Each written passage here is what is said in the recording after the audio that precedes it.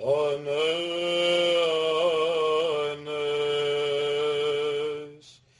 Christ is risen from the dead, by death hath he trampled down death, and upon those in the tombs he hath bestowed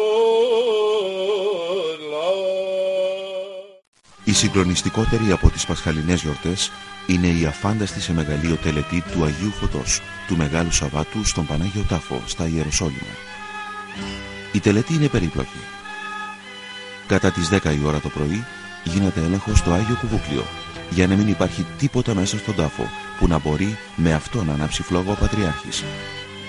Στις 11 σφραγίζεται ο τάφος με λευκές κορδέλες και λιωμένο καθαρό κερί και σφραγίζεται.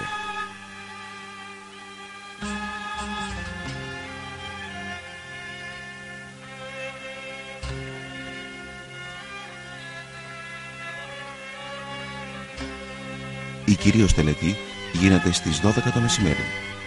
Ο Πατριάρχης με επισκόπους προχωρεί προς τον Πανάγιο Τάφο, στη μέση πομπής που προπορεύονται λαμπάδες, ο Τίμιος Σταυρός, τα λάβαρα και τα εξαπτέρυγα.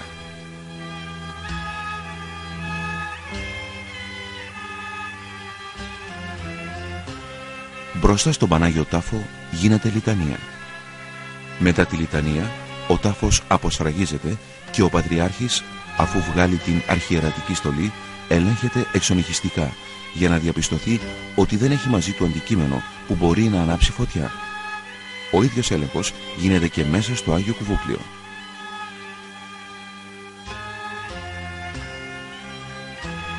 Ο Πατριάρχης εισέρχεται στον Πανάγιο Τάφο, ενώ όλες οι καντήλες είναι σβηστές. Ακολουθεί η προσευχή του Πατριάρχη και η ανάγνωση ευχών στο εσωτερικό. Στο εξωτερικό, στο ναό της Αναστάσεως, επικρατεί απόλυτη ησυχία.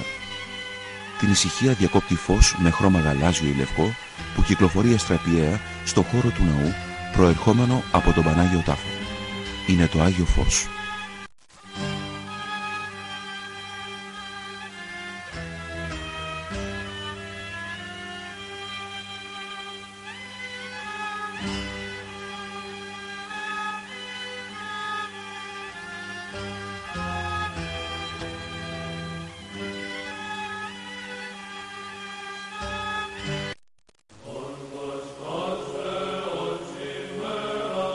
Τότε ο Πατριάρχης εξέρχεται κρατώντας 2 δέσμες από 33 κεριά η καθεμία και δίνει το Άγιο Φως στους αντιπροσώπους των εκκλησιών και στο λαό.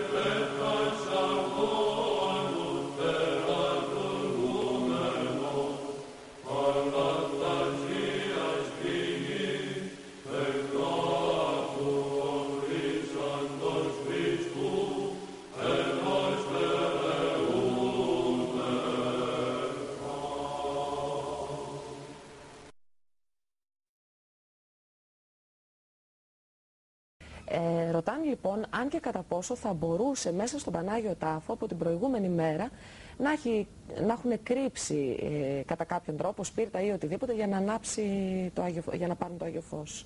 Ναι, κοιτάξτε, θεωρητικά, ναι, ένας νους, ορθολογιστικός νους, μπορεί να το σκεφτεί αυτό το πράγμα. Θεωρητικά, βεβαίως, μπορεί να γίνει αυτό. Αλλά σας είπα ότι πριν πει ο Πατριάρχης, είναι ελεύθερος ο καθένας, για παράδειγμα, να το αμφισβητήσει αυτό και να πει: για συγγνώμη, μισό λεπτό, να πάω εγώ μέσα να δω τι γίνεται. Εγώ βλέπω ένα φως που καίει κλπ. Μπορεί να το κάνει αυτό το πράγμα, να το ελέγξει. Εκτός αυτού, θα το έβλεπα ότι ήταν, ας πούμε, δηλαδή είναι δυνατόν να παίζουν όλα τα δόγματα θέατρο έξω του Πανάγιου Τάφου, να ψάχνουν τον Πατριάρχη, να παίρνουν μετά το Άγιο Φως του Πατριάρχη και, ας πούμε, και αυτό να είναι στημένο, να το πω έτσι. Ένα αυτό. Αλλά το δεύτερο όμως, το πιο σημαντικό, κυρία Μάρινη, είναι το εξής. Το Άγιο Φως δεν είναι μόνο οι φλόγες που βγάζει ο Πατριάρχης. Είναι και όλα αυτά τα οποία βλέπει όλος ο κόσμος, αυτό το θέαμα, να το πω έτσι, το εκπληκτικό και μοναδικό, που θα το δούμε και πρέπει να το δούμε πλέον τώρα, που βλέπεις μέσα στον ναό της Αναστάσεως, που είναι κάτι, η φωτοχυσία, οι αστραπές, οι φλόγες. Τώρα βλέπουμε και τις αστραπές, έτσι. Και από Κοζάνη μάλιστα ρωτούν πάλι αυτό περίπου που είχατε πει και νωρίτερα, τη διαφορά με την οποία μπορεί να βλέπει ένας άνθρωπος το φως. Κοιτάξτε. Τώρα αυτές οι αστραπές είναι προήμιο του Αγίου Φωτός. Ναι. Τώρα είμαστε αυτές πολύ είναι κοντά. που παρουσιάζονται με μια συχνότητα. Εγώ θα παρακαλούσα να μας δώσει και λίγο ήχο οι σκηνοθέτες, να είναι αυθεντικό. Ναι. Να μας δώσει τον αυθεντικό ήχο του βίντεο. Για να ακούσετε τους πανηγυρισμούς του κόσμου. Ναι. Μόλις βλέπουν το Άγιο Φως. Ήδη δυναμώνουν, ήδη πυκνώνουν τώρα οι φλόγες. Όλοι περιμένουν να βγει το Άγιο Φως. Όχι ο Πατριάρχης, να βγει το Άγιο Φως. Ο Πατριάρχης είναι μέσα στο κουβούκλιο αυτή τη στιγμή. Δεν τον βλέπει κανείς. Πρώτα βγαίνει από τις δύο Πρώτα πλευρές βγαίνει το Άγιο Φως. Βέβαια. και μετά βγαίνει ο Βέβαια. Πατριάρχης. Το Άγιο Φως βγαίνει μόνο του, δεν χωρίς να ρωτήσει κανέναν. Εκείνο ξέρει πότε θα βγει ακριβώς, το δευτερόλεπτο. Αλλάζει ο χρόνος ποτέ, όχι. έτσι Βέβαια, δεν είναι? αλλάζει λεπτά ή μισή ώρα μπορεί να πάει εκεί μέσα. Ακούτε τι γίνεται? Ναι. Βλέπετε τι γίνεται?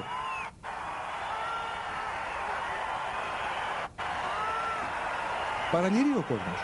Άλλοι φωνάζουν, άλλοι κλαίνε, άλλοι μιλάμε συγκλονιστικές στιγμές. Σκοτεινά είναι εντωμεταξύ μέσα στο ναό της Αναστάσεως. Ναι. Τώρα όμως κοιτάξτε, θα δείτε από τα αριστερά μια φωτεινή σφαίρα να περνάει πάνω από το κεφάλι του κόσμου. Είτε αυτή τη στιγμή τη βλέπετε? Ναι. Οριζόντια. Βέβαια, εμφανέστατα. Προς τα δεξιά. Και μια άλλη σφαίρα η οποία έφυγε. Πρόλαβα να πάρω μόνο την ουρά της, αριστερά πάνω. Θα δείτε, τη βλέπετε? Αριστερά πάνω την ουρά της. Που έφυγε προς τα ναι. πάνω. Πράγμα το οποίο είναι μοναδικό το 94. Δεν το είδα σε άλλο βίντεο αυτό το πράγμα. Ήταν το βίντεο που είχα εγώ το 94 και το οποίο το συνέλαβε χωρίς και εγώ να το ξέρω. Και εγώ ομολογώ ότι τόσα χρόνια περιμένω να δω κάποιο πιο σημαντικό βίντεο, τουλάχιστον από τα κανάλια. Αλλά βλέπετε όμως και τις αστραπές αυτές που εξακολουθούν να είναι το Άγιο Φως. Δεν Μέχρι είναι. πόση ώρα συνεχίζει έτσι να φαίνεται όλο αυτό? Είναι μερικά λεπτά, 5-10 λεπτά. Κοιτάξτε τώρα το εξής. Αριστερά. Δεν βγήκε ακόμα ο Πατριάρχης, τώρα βγαίνει. Ναι. Εν τω μεταξύ νομίζω ότι παίρνει ολόκληρη φωτιά από τη φλόγα η οποία τον περιβάλλει. Τόσο πολύ μεγάλη είναι η φλόγα που τον περιβάλλει τον Πατριάρχη. Αλλά θα δείτε ένα πλάνο τώρα αριστερά, έχουν ανάψει λαμπάδες του κόσμου. Αριστερά όλες. Αυτές που είπαμε ότι ανάβουν μόνες τους. Ακριβώς. Πριν βγει ο Πατριάρχης ακόμα. Οι οποίες... Το βλέπετε, το βλέπετε. Ναι, Έχουν όλοι αναμένει τις λαμπάδες αριστερά. Ενώ ο είναι Πατριάρχης δεν αυτοί έχει οι βγει οποίοι ακόμα. έχουν πολύ βαθιά πίστη, όπως μου είχατε πει την άλλη φορά. Καλά, δεν είναι απόλυτο αυτό, δεν το ξέρουμε αυτό.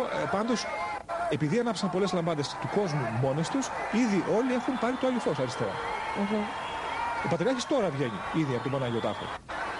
Δηλαδή, μιλάμε για συγκλονιστικές στιγμές, ξέρετε, που αν δεν τις έχει ζήσει κάποιος, θα έχει και αμφισβητήσεις και απορίες και αυτά. Ήδη εγώ όταν κατέβαινα στον Πανάγιο Τάφο, το 1994, δεν πίστευα ότι υπάρχει το Άγιο Φως. Αυτό το γράφω στο διαδίκτυο μέσα σε μια περιγραφή που κάνω. Γι' αυτό ακριβώς και πήρα μαζί μου κάμερα. Ναι. Λέω θα απομυθοποιήσω το Άγιο Φως. Ό,τι υπάρχει κάτω θα το δείξω. Θα πω να, ορίστε, δεν υπάρχει τίποτα. Εσείς Σκοτάδι. τότε ήσασταν και γιατρός κανονικά. Ναι, ήμουν παιδοψυχίατρος και. Ναι, εργαζόσασταν ως... Ναι, βέβαια, δούλευα ως παιδοψυχίατρος. Δεν είχα γίνει απλώς κληρικός. Ναι, Ναι. ναι, το ξέρω. Και όταν βεβαίως είδε αυτό το πράγμα, βέβαια συγκλονιστήκα και ο ίδιος. Είναι συγκλονιστικές στιγμές. Και φυσικά, ξέρετε, είχα μεν την κάμερα στον νόμο μου, αλλά δεν έβλεπα μέσα από την κάμερα.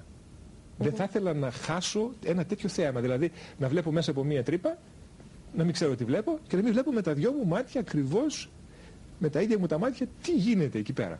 Και βέβαια είδα με τα μάτια μου μια φωτεινή σφαίρα να βγαίνει από τα αριστερά του Παναγίου Τάφου και ώσπου να γυρίσω την κάμερα, βέβαια δεν την έπιασα. Όμως η κάμερα είχε πιάσει ήδη από μόνη της τη σφαίρα η οποία βγήκε προς τα δεξιά του Παναγίου Τάφου. Χωρίς εγώ να το ξέρω. Εμείς ξαναβλέπουμε τώρα σε πιο αργό ρυθμό αυτά τα οποία περιγράψαμε. Αξίζει πραγματικά να το δούμε για να δει κανείς. Αλλά παράλληλα να βάλω την αρνητική πλευρά. Και μάλιστα τα στοιχεία ζήτησα να μου τα δώσει ο θεολόγος, ο κ. Νίκος Ζαχαρόπουλος από το Αριστοτέλειο Πανεπιστήμιο Θεσσαλονίκη. Βλέπετε τις αστραπές του. Αν μπορούσε να μας γυρίσει πίσω και να δούμε αυτό το σύννεφο πραγματικά. Γιατί φαίνεται το σύννεφο. Ναι, είναι ένα σύννεφο. Βέβαια βλέπουμε τις αστραπές. Καλά, μετά. Θα πρέπει να το ξαναγυρίσει το Τώρα ας βίντεο. δούμε τη φωτεινή σφαίρα που είναι πραγματικά μοναδική, θα έλεγα. Είναι μοναδικό ντοκουμέντο αυτό πραγματικά και πόσο ο Θεός, ας πούμε, αξίωσε εμένα. Βλέπετε τη φωτεινή σφαίρα που βγαίνει, αρχίζει και βγαίνει πάνω από τα κεφάλια, ανάμεσα στον κόσμο. Γλύφει τα κεφάλια του κόσμου. Περνάει μέσα από τον κόσμο. Αυτή τη στιγμή χάνει η κάμερα την εστία της, γιατί πέφτει στο αυτόματο. Να πούμε ότι δεν είναι καυστική, έτσι. Ότι δεν καίει το... Ναι. Κοιτάξτε. Και... Γιατί μπορεί να αναρωτιέται ο κόσμος πώς περνάει πάνω από τα κεφάλια τους και δεν καίγονται. Και όχι μόνο χωρίς να κάψει κανένα, κυρία Μάρνη, δεν την πήρε κανένα είδηση. Αυτό είχα τη δυνατότητα να το επιβεβαιώσω μετά, γιατί υπήρχαν άνθρωποι από τον γκρουπ από τη Θεσσαλονίκη που καθόταν ακριβώς απέναντι εκεί πέρα στο σημείο αυτό. Και τους είπα, την είδατε τη φύση? Όχι, λέει, δεν είδαμε τίποτα. Δηλαδή είναι ένα πολλαπλό θαύμα, δεν είναι ένα απλό γεγονός, είναι ένα πολλαπλό θαύμα που συμβαίνει.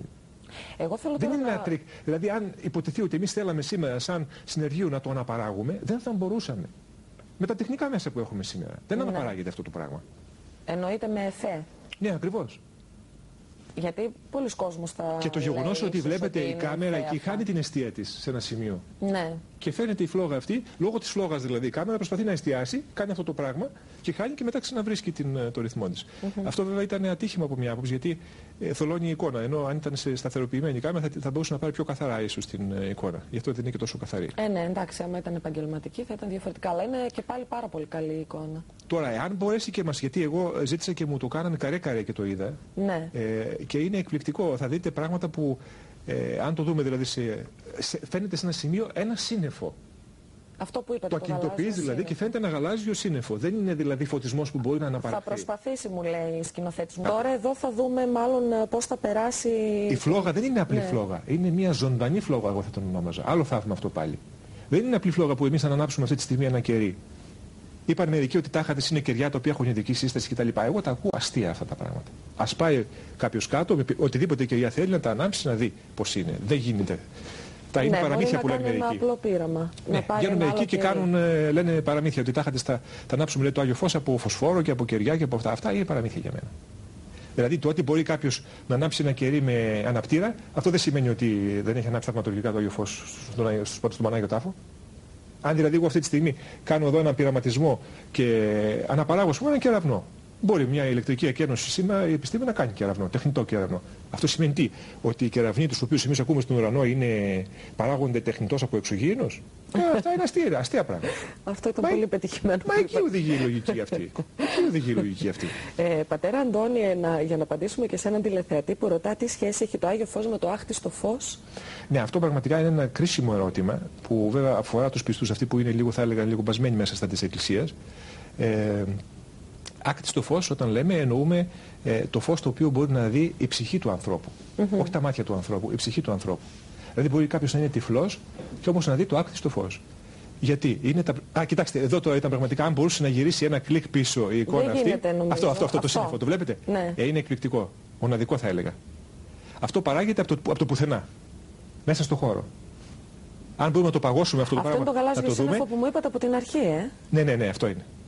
Το βλέπετε έτσι με τα χρώματα που το βλέπετε. Εγώ το είδα σε καρέ. Παράγεται από το πουθενά, μέσα στο χώρο. Ναι. Είναι από το πουθενά πραγματικά.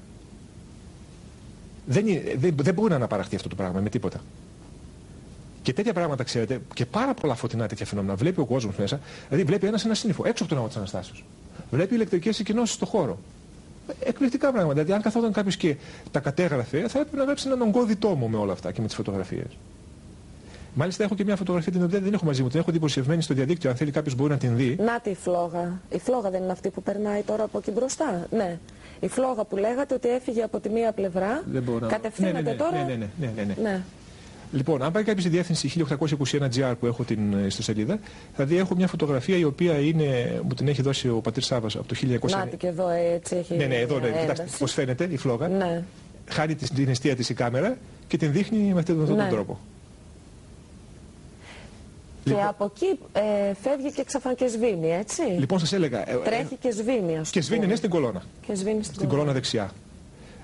Φωταγωγείται η κολόνα σε ύψος, ας πούμε, 1 μέτρο περίπου και πλέον. Βλέπετε η κολόνα πώς φωταγωγείται αυτή τη στιγμή. Μόλις φτάσει εκεί και μετά σβήνει. Αλλά ενώ ήταν άνθρωποι δικοί μας εκεί δίπλα στην κολόνα, δεν είδε κανείς τίποτα. Με εντυπωσίασε αυτό. Μάλιστα ήταν και η αδερφή μου. Όλοι δεν είδανε. Κανείς. Από το γκρουπ τουλάχιστον το δικό μας, δεν ξέρω. Από άλλα γκρουπ δεν ρώτησα. Ήταν η αδερφή μου μάλιστα εκεί, η οποία είναι οδοντίατρος. Και τι σας είπε? Όχι, συνεχίζει να είναι γιατρός γι' αυτό. Ναι, οδοντίατρος είναι. Μου είπε ότι όχι, λέει, εγώ δεν το είδα αυτό το πράγμα. Το είδε μετά στο βίντεο βέβαια. Ναι. Ενώ ήταν ακριβώς εκεί στην κολόνα που έσβησε η σφαίρα αυτή που θα έπρεπε να την, αν μη τη άλλο, να την τρομάξει. Ναι. Όταν έχετε στο πρόσωπό σου μια φλόγα τέτοια, φανταστείτε. Αλλά λαμπάδες του κόσμου κάθε χρόνο ανάβουν μόνες τους. Και αυτή είναι η εξήγηση του γεγονότος ότι όταν βγαίνει ο Πατριάρχης, ήδη ας πούμε ο μισός ναός έχει αναμένει στις λαμπάδες του. Ποιος θα ήταν αφελής να κάνει τόσα χιλιόμετρα εκεί και να ανάψει τη λαμπάδα από μόνος του? Μα τότε γιατί κατέβηκε εκεί? Με αναπτήρα. Έκτοτε έχουμε μελετήσει το Άγιο Φως. Μερικά πράγματα τα έχω διευκρινίσει καλύτερα. Για παράδειγμα, το 1994 ενώ είχα δει το Άγιο Φως, δεν μπορούσα να πιστέψω αυτό που λέγανε μερικοί, ότι ανάβουν λαμπάδες του κόσμου μόνες τους. Και τους έλεγα, όχι, οι λαμπάδες του κόσμου δεν ανάβουν μόνες τους, μόνο είναι οι λαμπάδες του Πατριάρχη. Όταν όμως πήγα το 1995, κυρία Μάρνη, και από περιέργεια γύρισα πίσω μου να δω στην εκκλησία που ήταν πίσω σκοτάδι όλοι, οι λαμπάδες βυστές, και όλοι είχαν τη λαμπάδα τους ψηλά, έτσι αυτό.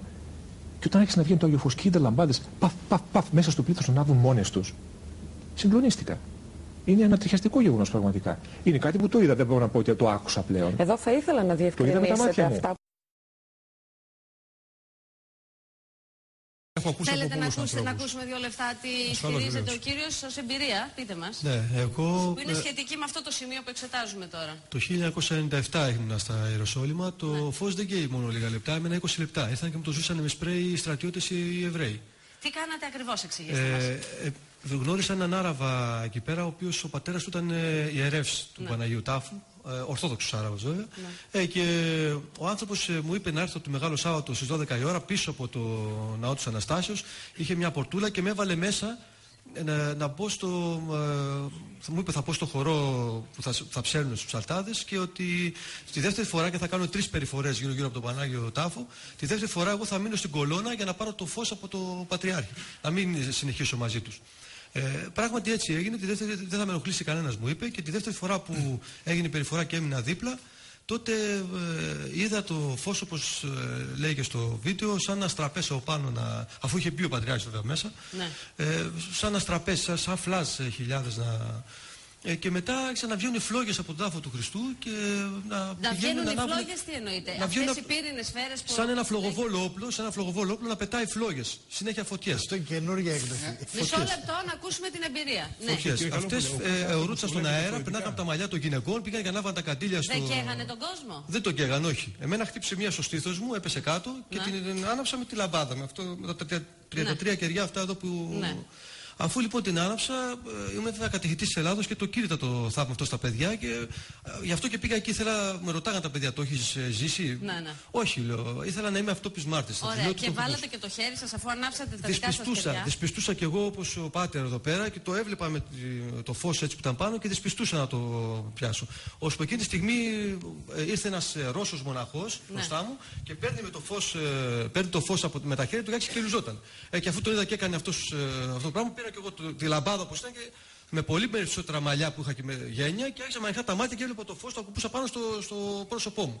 Και δεν και εγώ ήμουν καθόλου. Το δε χέρι μου έβγαιναν οι φλόγες πάνω από τα δάχτυλά μου, και αυτό το είδανε μετά και το γκρουπ του πατέρα Μάξιμου που ήμουν μαζί και με άλλους 35, οι οποίοι δεν έκαιγότανε, και όχι για λίγα δευτερόλεπτα, πάρα πολλά. 20 λεπτά τουλάχιστον εγώ είδα που γινόταν αυτό το πράγμα. Φωτογραφίες φέρει από αυτό το γεγονός, έτσι δεν είναι? Μας έχετε δώσει φωτογραφίες? Ναι, είναι από το ίντερνετ. Εγώ έχω προσωπική εμπειρία να πω. Έχετε και εμπειρία. Να δούμε και τις φωτογραφίες και να ακούσουμε και την εμπειρία. Ναι. Σε αυτό που συζητάμε τώρα, έτσι? Αυτό που συζητάμε τώρα, για το Άγιο Φως. Σας ακούμε. Εδώ βλέπουμε αυτό που περιέγραφε και ο κύριος προλίγο. Ναι, εγώ προσωπικά δεν είχα ιδιαίτερα αναπτυγμένη θρησκευτική συνείδηση. Όταν είχα πάει το 2005, ναι. Μάλιστα θα μπορούσα να πω ότι είχα πάει έτσι περίεργα να αντιμετωπίσω, ας πούμε, το Άγιο Φως. Με αμφισβήτηση βέβαια. Και είναι πολύ φυσικό, είχα και μια ειρωνική έτσι διάθεση, θα έλεγα. Όχι κακοπροαίρετη, μια ειρωνική διάθεση. Δηλαδή προσπαθούσα, ας πούμε, με τη λογική του μυαλού, με την κοσμική λογική, να προσπαθήσω να εξηγήσω, ας πούμε, το άκτιστο, που είναι θέμα πνευματικής τοποθέτησης. Και χαίρομαι πολύ που το λέτε έτσι αυτό. Συγγνώμη, μια παρένθεση, γιατί πολλοί όταν κάμια φορά συζητάμε για τα θαύματα, πατέρα Αντώνη, απευθύνομαι και σε εσάς. Πολλοί κόσμος θα αντιμετωπίζει με μια ειρωνία.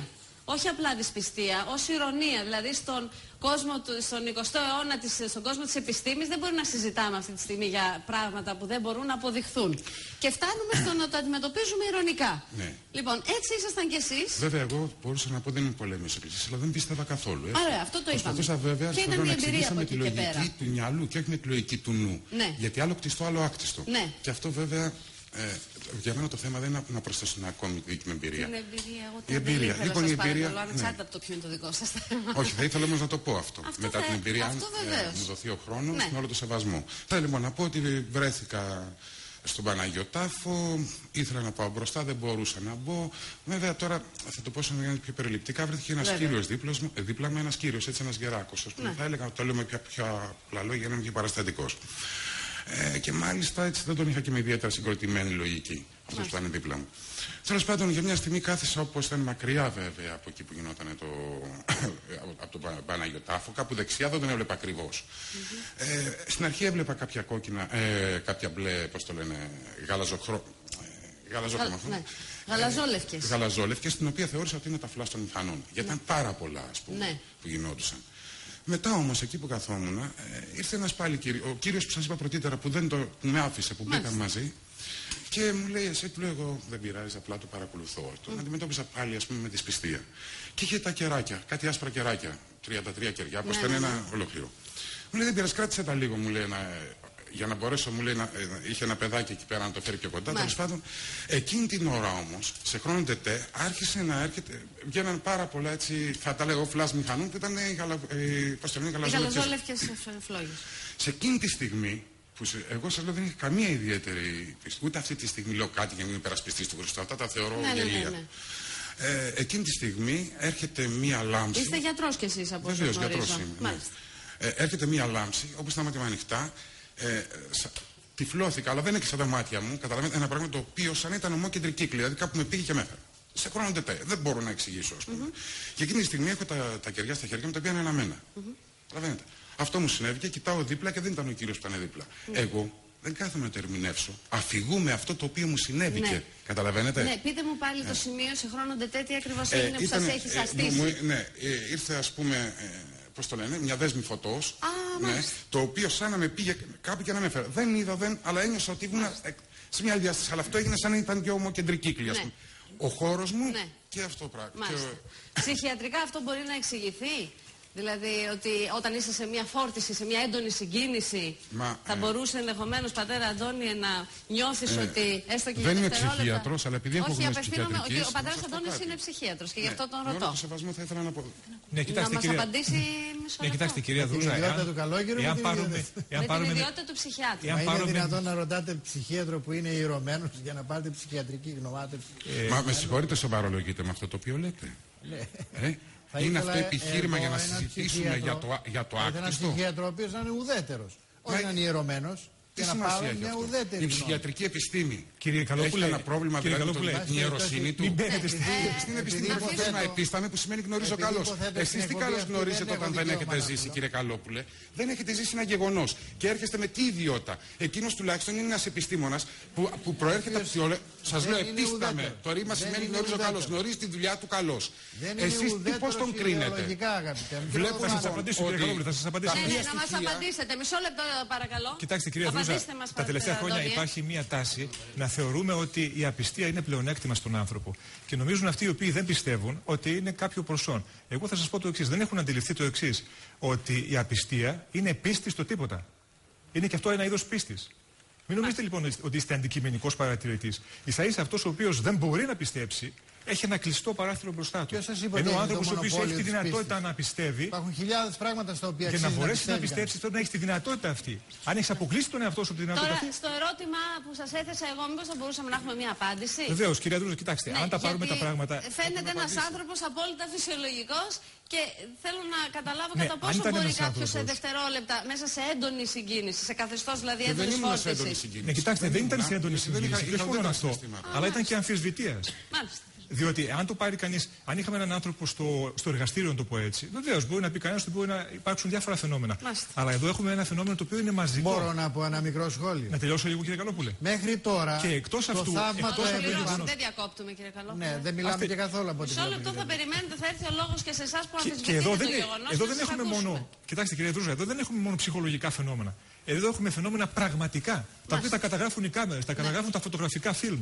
Δεν μιλάμε για μεταφυσικά φαινόμενα, μιλάμε για υπερβατικά φαινόμενα. Δεν μπορώ εγώ που ο Θεός είναι το άπειρο να το περάσω στη λογική μου για το εξηγήσω αυτό που κάνει ο κύριος απέναντι. Με όλο το σεβασμό. Ναι. Και αν έχω θεία στοιχεία, ελευθερία, βούληση, αγάπη, δεν έρχομαι εδώ με εμπάθεια και αυτές τις μέρες που πρέπει, άμα θέλετε, να εξαγνίζει το κόσμο και να κοπάζουν τα συναισθήματα τα αντίθετα στους δύσκολους καιρούς, να ερχόμαστε να αποδεικνύουμε πειράματα και τέτοια. Μας τα πάνε κατά καιρούς αυτά. Να περιμένουμε να το δούμε και να το σχολιάσουμε κιόλας. Απέναντι τον Πανάγιο Τάφο και αρχίζει να βγάζει φως από μέσα.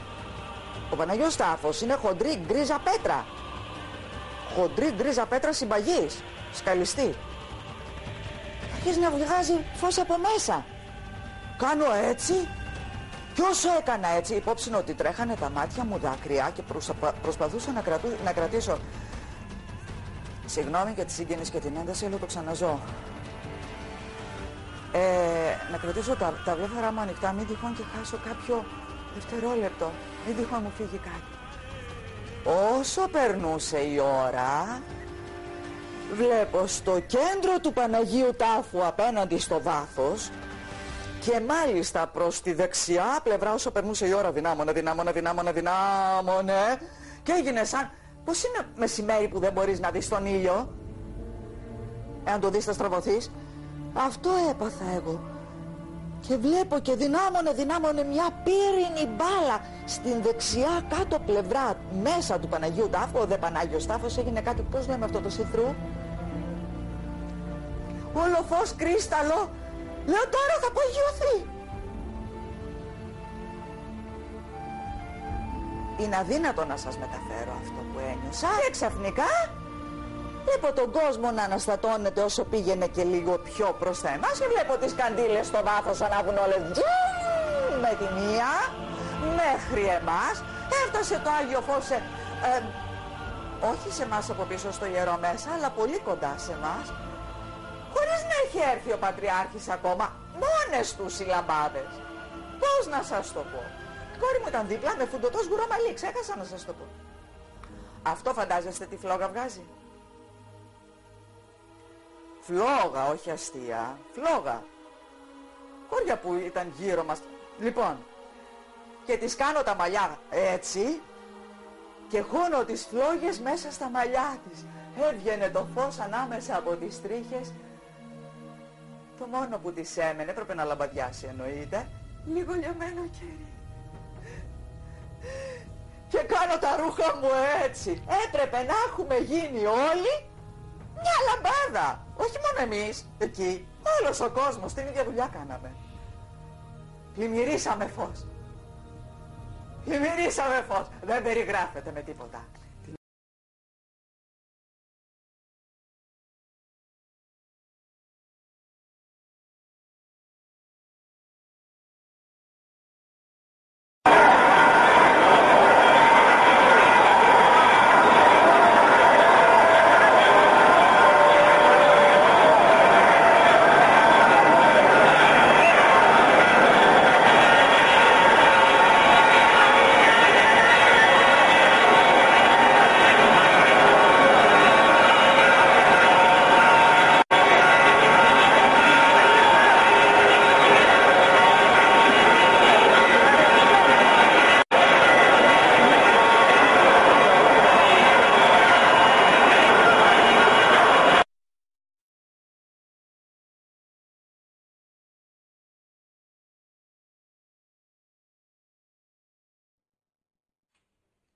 Χριστός